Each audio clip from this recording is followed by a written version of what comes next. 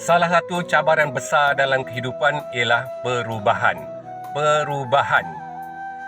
Kerana hanya dengan perubahan saja kita boleh membawa kemajuan, membawa kejayaan dan mencapai apa yang kita hajati dalam kehidupan. Sama ada kehidupan peribadi, kehidupan keluarga, kehidupan pendidikan, kerjaya, kepimpinan dan sebagainya. Jadi saudara, perubahan merupakan satu keperluan, bukan pilihan.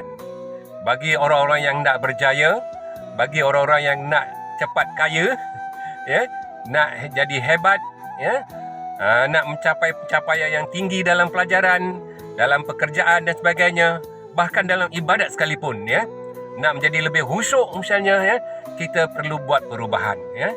Kerana itulah jalan yang telah pernah ditempuhi oleh orang-orang yang hebat, orang-orang yang ternama, orang-orang yang berjaya, orang-orang yang cemerlang. Jadi kenapa kita susah nak buat perubahan? Ya? Kenapa orang susah nak buat perubahan? Kerana kita sedang berada dalam comfort zone, dalam zon selesa yang kita sedang alami. Ya? Bagi pelajar yang biasa dapat B, dia rasa okeylah dapat B. Bagi pelajar yang dah biasa dapat A, dia kata okeylah, tak perlulah B+. Bagi mereka yang bekerja mendapat pencapaian 80, dia kata okeylah 80. Bagi mereka yang berniaga dapatlah 5-6 ribu sebulan, okeylah 6 ribu sebulan. Jadi mereka merasa selesa dengan keadaan semasa. Oleh sebab itu dia tidak terdesak untuk buat perubahan. Tetapi sebenarnya kita punya potensi yang sangat besar untuk lebih berjaya, untuk lebih hebat, untuk lebih kaya. Ya. Kalau kita bersedia membuat perubahan. Macam mana nak buat perubahan? Pak Su bagi tip. Yang pertama, kita mesti ada tujuan yang jelas yang boleh diukur.